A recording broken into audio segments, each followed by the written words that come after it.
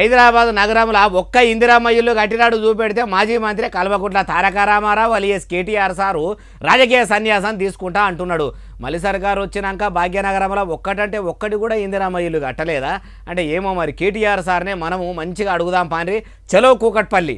అయ్యా మాజీ మంత్రి కేటీఆర్ సార్, ఇక మీ కారు కూతలు మొదలు పెట్టుండ్రి. అయ్యా రేవంత్ రెడ్డి గారు, ఇందిరమ్మ ఇండ్లు అన్నావు కదా, ఇందిరమ్మ ఇండ్లు అంటివి కదా, ఒక్క ఇందిరమ్మ ఇల్లు నువ్వు కట్టినట్టు చూపెడితే, ఒక్క ఇందిరమ్మ ఇల్లు నువ్వు కట్టినట్టు చూపెడితే.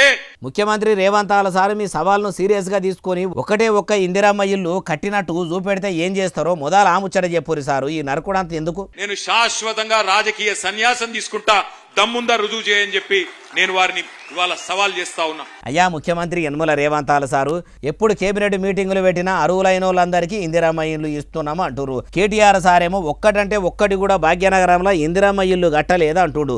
మరి మీరు ప్రారంభోత్సవాలు చేసినవి, పంచిపెట్టినవి గత ప్రభుత్వంలో కట్టిన డబుల్ బెడ్రూమ్ ఇండ్ల మీరే ఇందిరమ్మ ఇల్లు ఒక్కటి కట్టినట్టు రూబడిస్తే కేటీఆర్ సారు రాజకీయ సన్యాసం తీసుకుంటా అంటుండు.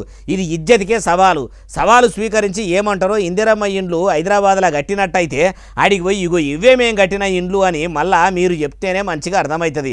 దీనికి మీరేమంటారు సార్ అంటారు ఈ ముచ్చటి నోళ్ళు.